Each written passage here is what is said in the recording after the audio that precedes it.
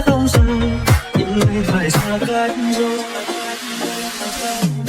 Một người không muốn ai rất là nhanh cuộc tình đã phai, từng người vui với hiện tại, anh ơi lạnh đau thấu vai, bằng lòng thêm chẳng được mình, suy cho cùng thì em cũng đi. Nếu không muốn nhưng chẳng thể làm theo lý trí, giờ còn đâu